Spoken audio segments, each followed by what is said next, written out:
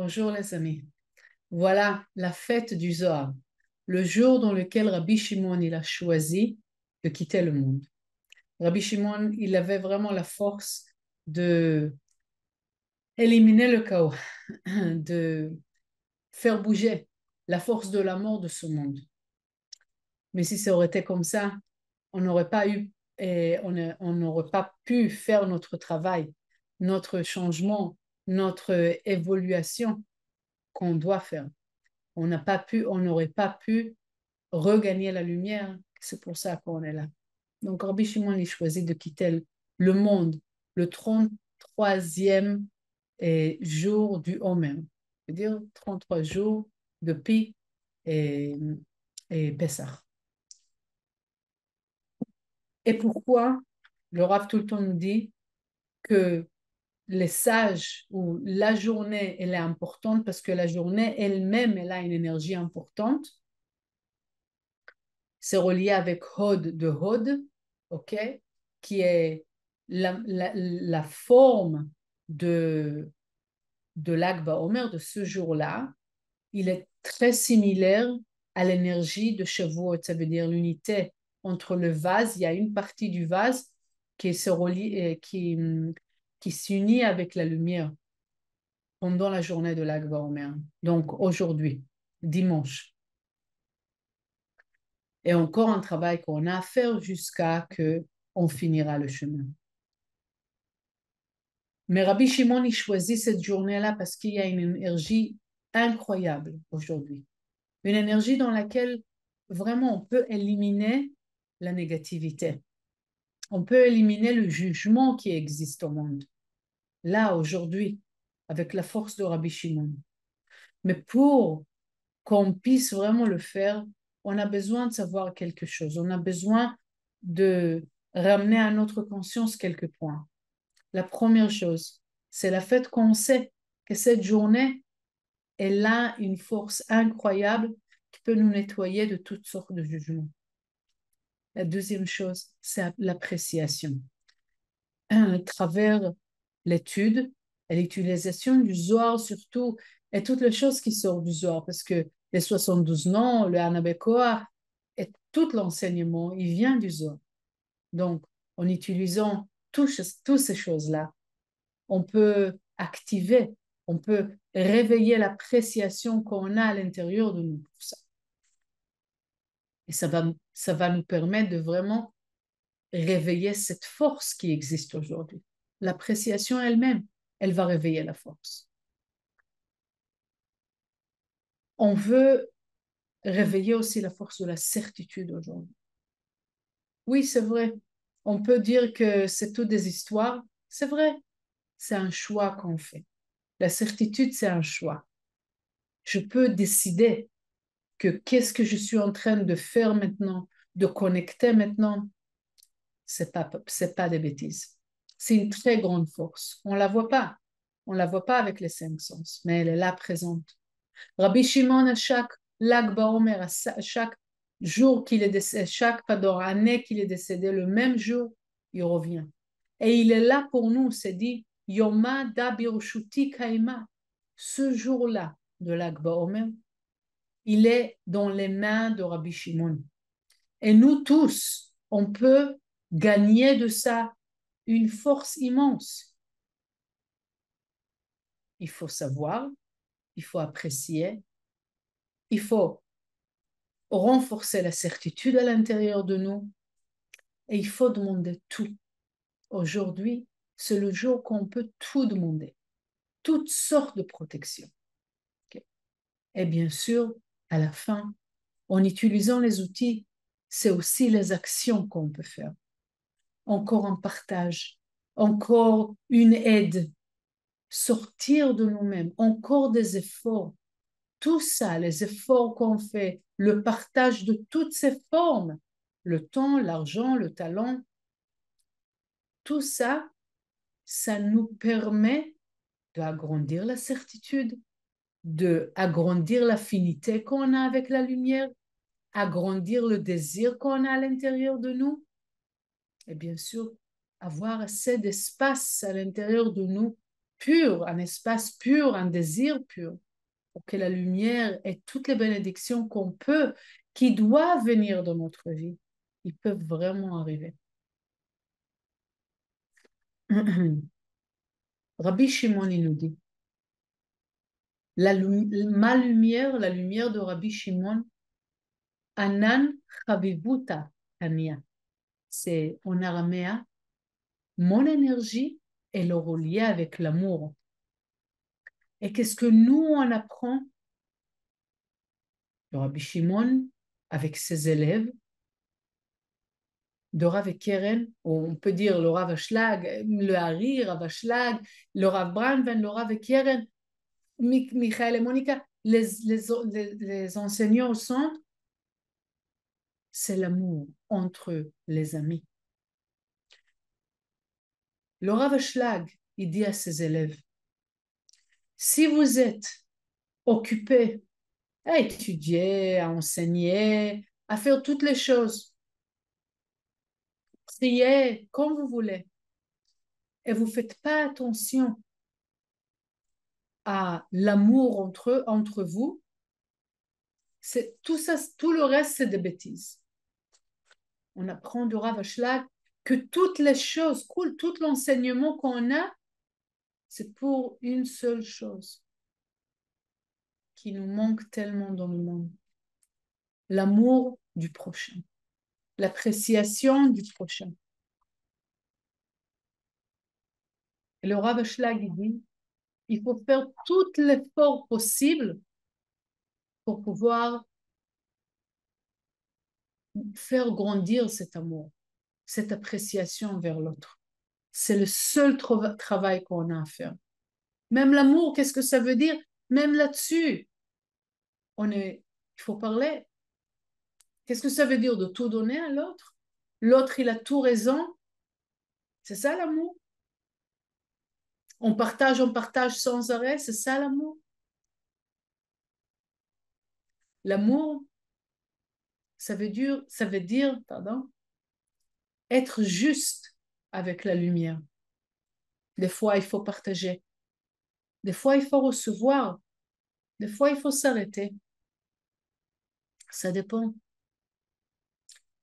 Quand on est uni avec la lumière, on apprend de dire la parole qu'il faut pour l'autre, spécialement pour l'autre, parce qu'on devient de plus en plus sensible à qu'est-ce que l'autre, il a vraiment besoin. Des fois, l'autre, il n'a pas assez. Est-ce que donner, c'est ça qui va sauver la situation? C'est ça qui va l'aider? Ou est-ce que le faire quelque chose, ça va l'aider? Quand il y a un enfant qui vous dit, ah, je veux ça et je veux ça et je veux ça, est-ce que vous donnez sans calcul? Ou est-ce que vous aidez cet enfant d'apprendre comment créer par lui-même, comment gagner ça? Qu'est-ce qu'il peut faire pour pouvoir mériter le nouveau téléphone ou les spéciales vacances ou n'importe comment vous allez le gâter. Mais avant que vous le donnez, vous créez un vase. Et pour créer un vase, il faut que la personne elle fasse un effort. Ça veut dire le partage, c'est pas rien que donner, comme moi je veux. Non, c'est être à l'écoute de l'autre.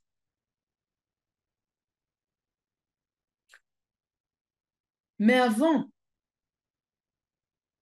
de parler sur l'écoute,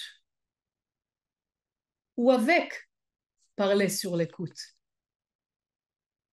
normalement on n'écoute pas. Normalement on parle et on dit qu'est-ce que nous on veut dire. Surtout dans notre génération, oui, c'est le temps du peuple. C'est le temps que les gens, ils ont quoi dire. Et pas seulement ils ont quoi dire, ils le disent en voix haute. Et chacun, il dit et il fait qu'est-ce qu'il pense. C'est bien, mais on a aussi un problème. C'est bien parce que chacun entre nous, il est différent. On est censé d'être différent. Et si vous pensez sur de quelle manière vous êtes unique, c'est important que vous voyez ça. Ne, ne minimisez, ne faites pas de vous-même plus petit. Le contraire. Qu'est-ce que vous pensez, qu'est-ce que vous ressentez, c'est important. Mais votre vision des choses, elle est rien qu'une face, des milliards de faces de la même chose. Donc, d'un côté, qu'est-ce que vous pensez, c'est important. Mais qu'est-ce que l'autre y pense, c'est assez important comme vous-même. Ça et ça, c'est une partie de la vérité. C'est comme un grand puzzle avec plein de petites pièces, que chaque pièce, elle révèle une autre partie de la grande image. Donc, c'est parfait. Donc, si vous pensez sur un conflit que vous avez avec un ami, avec une collègue de travail, avec et votre épouse, avec votre mari, les enfants, les parents, chaque personne qui y a dans votre entourage, avec le gouvernement. OK? Si vous pensez, qu'est-ce que moi je vois? Et de quelle manière la pensée de l'autre, elle m'énerve? De quelle manière la pensée de l'autre, elle réveille à l'intérieur de moi une sorte de résistance? Je peux pas, je peux pas accepter ça, je peux pas euh, subir ça. Il a dit, il a fait, il se conduit, il m'a pris, il me donne pas la permission de faire. Quelle sorte de contraste vous recevez par la pensée, par la conduite, que vous dites non, j'aime pas ça, je pense différent. Et comment ça se fait? Alors, la question est qu'est-ce que vous ressentez à ce moment-là? Qu'est-ce que vous ressentez par rapport à l'autre? Qu'est-ce que vous pensez sur l'autre? Et qu'est-ce que vous ressentez? Qu'est-ce que vous pensez sur vous-même à ce moment-là? Je suis mieux que lui, je suis plus bête. Comment ça se fait que j'ai pas fait assez pour arriver à son niveau? Qu'est-ce que vous pensez sur vous-même? Et à quel sentiment ça vous ramène? L'énervement, de s'enfermer, de dire quelque chose, ne pas dire. Comment vous voulez agir? Pause. N'agissez pas encore. Mais écrivez comment vous voulez agir. OK? Et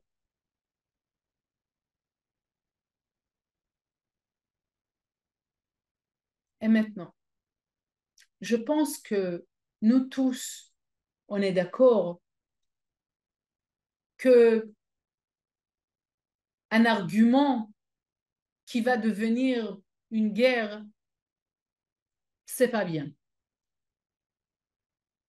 Une guerre dans une famille, une guerre dans un bureau, pas bien.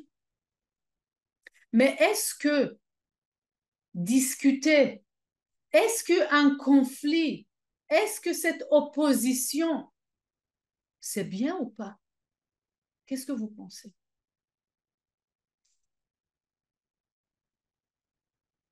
Le Zohar nous explique, et les sages, les kabbalistes, ils nous expliquent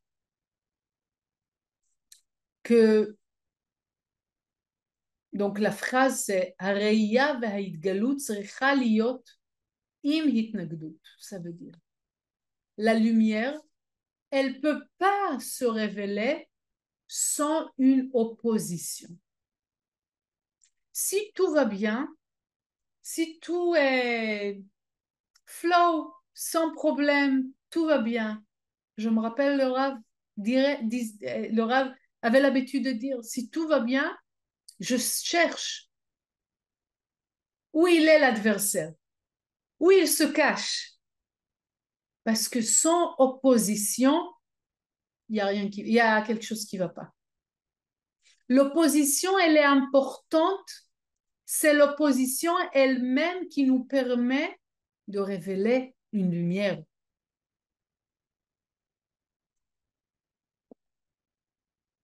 Et le Rav Ashlag nous dit que le point le plus important, le point principal qui permet de créer une nouvelle lumière, de créer quelque chose de nouveau dans notre vie, c'est le fait que cette lumière entourante, elle se bat, elle se, elle se, elle se, il y a une friction avec la lumière intérieure. La lumière intérieure, c'est la lumière qu'on a déjà gagnée.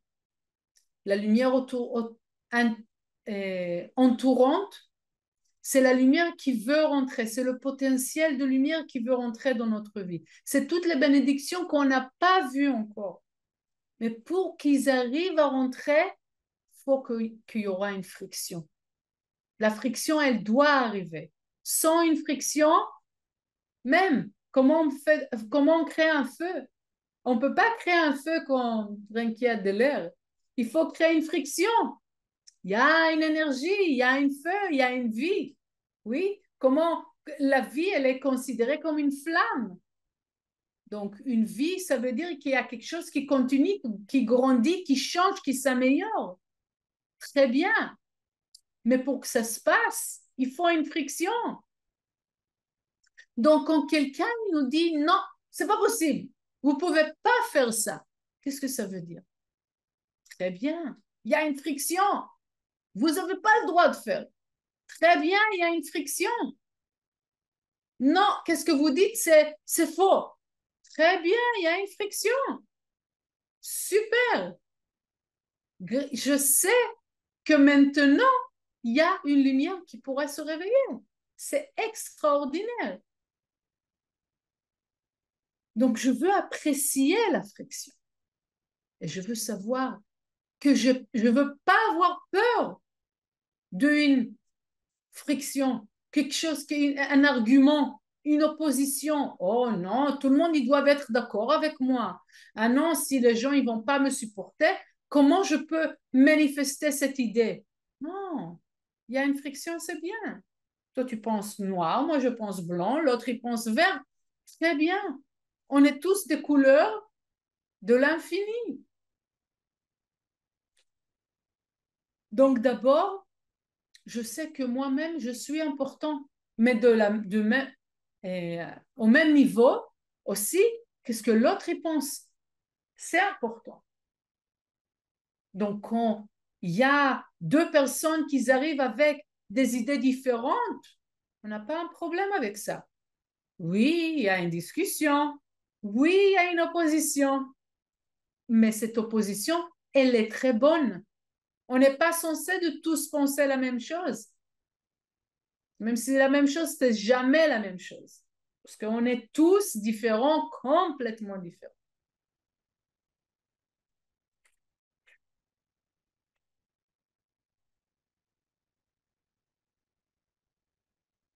Et qu'est-ce qu'on veut identifier? C'est pas seulement accepter l'opposition, mais essayer de voir qu'est-ce que ça réveille à l'intérieur de moi. Cette opposition, qu'est-ce que ça réveille à l'intérieur de moi? C'est une peur, je ne serai pas acceptée, on ne m'aimera pas, et ma force, elle ne va pas aboutir. Quelle, quelle sorte de peur ou de doute, elle se réveille à l'intérieur de moi quand il y a une opposition. C'est important parce que je n'ai pas besoin de m'occuper de l'autre, j'ai besoin de m'occuper de moi-même. C'est à l'intérieur que je dois regarder. C'est à l'intérieur que je dois changer. OK? Et, et quand je sais qu'une opposition, c'est une lumière qui veut rentrer, une autre question que je veux me poser, de quelle manière c'est moi-même qui crée une opposition à la lumière? Pourquoi je mets des oppositions? Je vais identifier ça. OK? Et c'est bien, parce que je sais que c'est grâce à surmonter mes oppositions que la lumière pourra rentrer.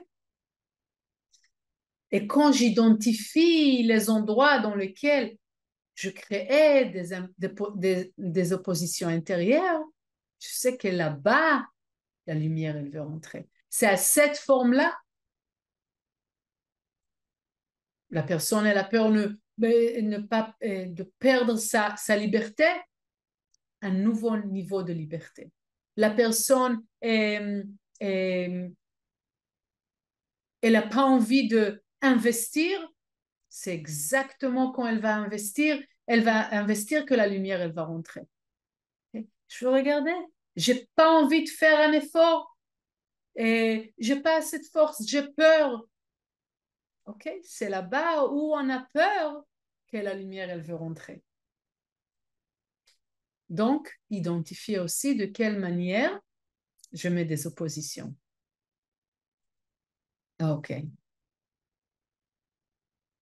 La deuxième partie, c'est la fête que le Zohar nous parle, que les sages, depuis Adam et Abraham et tous les sages, Yaakov, Yosef, tout le monde,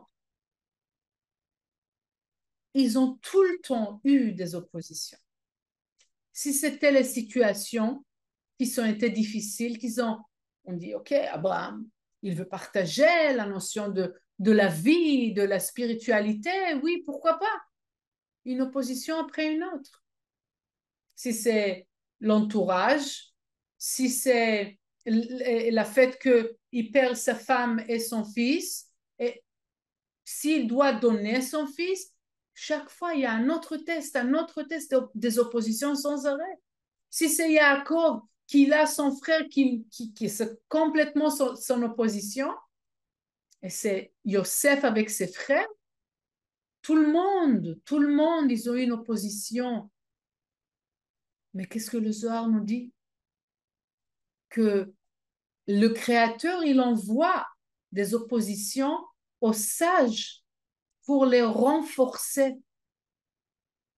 Parce que l'opposition elle-même, c'est ça qui crée, c'est cette friction-là qui permet à une nouvelle lumière de se créer, de se manifester. Donc, encore une fois, est-ce qu'on doit se perdre dans l'environnement? Non.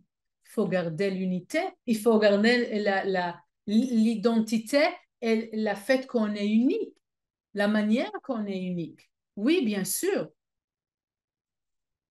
Est-ce qu'il faut respecter les autres? Oui. Il faut suivre les lois et les lois de la communauté, bien sûr.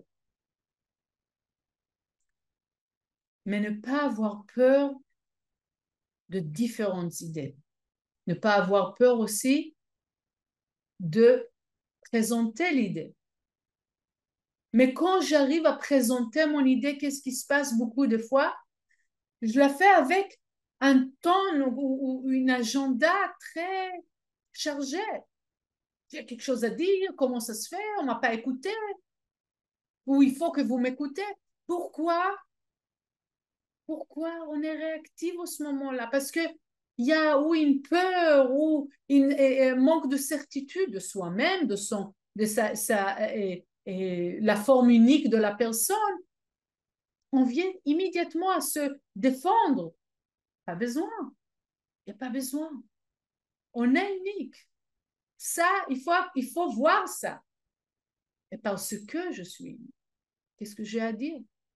Et pas parce que j'ai besoin de dire que je le dis. Il faut que je vois elle est où l'autre personne.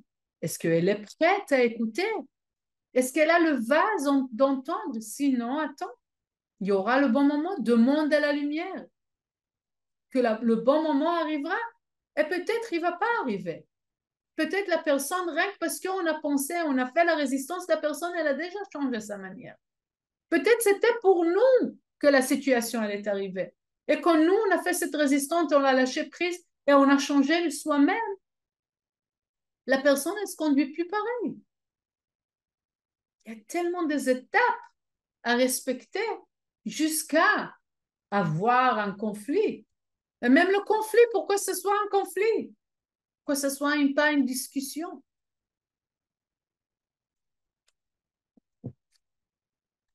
Donc, regardez à l'intérieur où vous devez parler plus. Il faut vous entendre. Il faut vous entendre d'un endroit qui est propre parce que votre voix est importante. Et des fois, on dit à personne qui nous entend, on a l'impression que personne nous entend. Continuez à dire, un jour, ils vont vous entendre. Mais de l'autre côté, de quelle manière j'écoute pas? J'ai du mal à accepter l'idée de l'autre. Il y a quelqu'un qui est cartésien. Il y a un autre qui a tout le temps des idées vraiment qui sont au-delà. L'un, il ne peut pas accepter l'autre. Et si on respire une seconde, on dit, je sais que j'ai du mal à accepter. C'est ça que je veux voir. Pourquoi j'ai du mal à accepter? Ah, parce que ça ne rentre pas dans ma boîte. OK? Mais ça ne veut pas dire que qu'est-ce que la personne elle a à dire n'est pas vrai. Je respire et je permets à écouter, je me force à écouter l'autre personne. Pourquoi? Parce que peut-être dans les paroles de l'autre personne, il y a quelque chose de très important que je dois entendre. Et c'est là que je veux recevoir l'idée de l'autre pour m'aider. Parce que l'idée de l'un, l'idée de l'autre, du troisième, etc., c'est ça qui va nous permettre de voir la grande image. C'est ça qui va, c'est pas qui a raison et qui a donné l'idée première. Non, c'est parce que lui, il a raison, lui, il a raison. Tout le monde, ils ont raison. C'est vrai. Parce que chacun, il ramène quelque chose d'autre. Et quand on voit l'image totale, waouh! C'est exactement qu'est-ce que la lumière, il a voulu nous dire. C'est pour ça qu'on doit accepter ça. Pas parce que j'ai tort, j'ai raison. Il n'y a pas ça. Dans le monde est complet, il n'y a pas tort, raison. Il y a tout le monde, ils ont raison.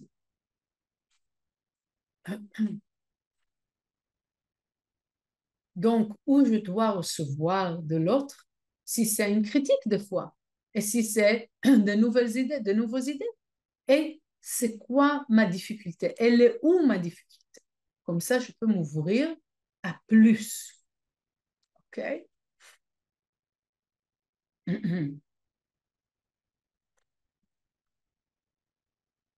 Et ne pas se sauver.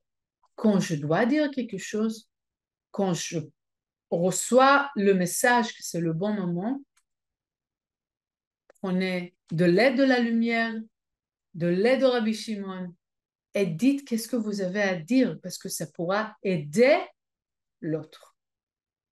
OK.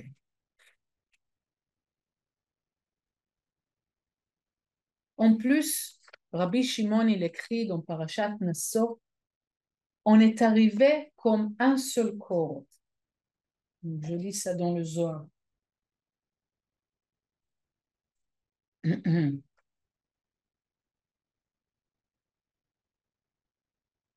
Donc, c'est Parashat Nassau, le verset 107. תחזה, כיוון דבן השתלמו שייפוי, בההוא זימנה יתקן לכל שייפה ושייפה כדקה יאות, כגוונה דה, כיוון דשכינתה הקדימת לבי כנישתה בעין עשרה דהשתכחון תמן כחדה וישתלים מה דהשתלים, ולבטר דהתקנן קולה, ובמה היא תיקונה דחולה כדה, ברם עם הדרת מלך, ועד אמה דעתיין לוותר, חן כולהו תיקונה דגופה. On est tous, on est venus comme un seul corps. Et on va retourner à être un seul corps au bout du compte. Et le travail qu'on a à faire, c'est de faire tous nos efforts pour arriver à se conduire comme un seul corps. Et c'est ça l'amour. L'amour qu'on parle spécialement aujourd'hui, c'est qu'on fait tout notre effort pour garder ça, de enlever l'espace qu'il y a à l'intérieur, entre nous. Comment? D'abord, c'est la connaissance et le savoir qu'on était un. On était un. Donc, c'est clair qu'on est un. Déjà, cette compréhension, elle est assez forte. La deuxième chose, que c'est bien qu'on est unique parce que on ne peut pas être pareil. Il n'y a aucun partie dans le puzzle qui est pareil que l'autre. Sinon, c'est un problème, n'est-ce pas? Chaque partie du puzzle, il est différent. Comme chaque ADN, il est différent. Comme chacun d'entre nous est différent. Et c'est pour ça que nos idées sont différentes et la manière de voir les choses, elle est complètement différente. Même si des fois on pense pareil, c'est jamais pareil. Et c'est bien comme ça. Parce qu'on est censé de créer un seul corps. Pour le corps, il faut différentes parties pour créer un seul corps. Donc, le conflit, il est bien parce qu'il nous fait grandir, il nous fait apprendre, il nous fait travailler sur nous-mêmes pour qu'on soit plus proche à l'autre. Et en plus, ça m'aide à voir les points de résistance ou d'opposition que j'ai à l'intérieur de moi. Donc, ça m'aide à surmonter ça. Et de créer donc maintenant sur quel point on est unis, on est pareil, un seul point. Même si c'est différentes manières de présentation, mais l'âme ou la source de notre âme et on va dire the essence, l'essence de notre âme est pareil. Elle est pareille aussi comme la lumière. Et c'est le sens ou la conscience du partage. Quand une personne, elle partage le temps, le talent, le trésor, qu'est-ce qui se passe? D'abord, on crée notre lien avec une autre personne. Ça veut dire, je ne peux pas partager avec moi-même. Je ne peux pas partager directement avec le ciel. Je suis obligée de partager à travers quelqu'un d'autre. Quand je partage, j'ai besoin de l'autre. Donc déjà, l'autre personne, elle m'aide à faire l'action du partage. La deuxième chose, quand je partage, je réveille la partie similaire entre nous et la lumière éternelle. Donc, quand la personne partage, il y a la force de l'unité qui se réveille à ce moment-là. Je partageais à travers quelqu'un d'autre, pour quelqu'un d'autre. Si, par exemple, on partage pour la traduction du Zohar, c'est pour que quelqu'un, un jour, il va lire le Zohar. Si on donne le Zohar à d'autres personnes, la personne, elle reçoit la force du Zohar et on aide une autre personne d'étudier. Toutes les formes de partage, ça permet quoi? À une autre personne de recevoir et à donner la possibilité de partager. C'est un échange. Donc, OK? Donc, qu'est-ce qui se passe? C'est qu'on réveille la partie d'unité entre les gens, parce que on réveille l'âme et on réveille l'esprit du partage qui est uni entre nous. Et c'est ça qui réveille aussi l'esprit de la lumière éternelle, qui se réveille aussi et qui devient plus présente. Et encore une fois, spécialement aujourd'hui. Okay? Spécialement aujourd'hui. Et c'est pour ça que quand on partage, spécialement aujourd'hui, le Zohar, la traduction, pour faire du volontariat, aller donner le Zohar, toute forme de partage, parler sur le Zohar, ça réveille la force de Rabbi Shimon Bar Yochai aujourd'hui. Et comme il a promis, ça réveille la force de la protection et toutes les bénédictions qui peuvent se réveiller dans la vie d'une personne. Donc, je vous souhaite une connexion importante. Essayez de voir toutes les questions qu'on a réveillées et de quelle manière vous pouvez réveiller la force de l'unité à travers votre partage. Je vous souhaite une connexion forte. Chag Sameach.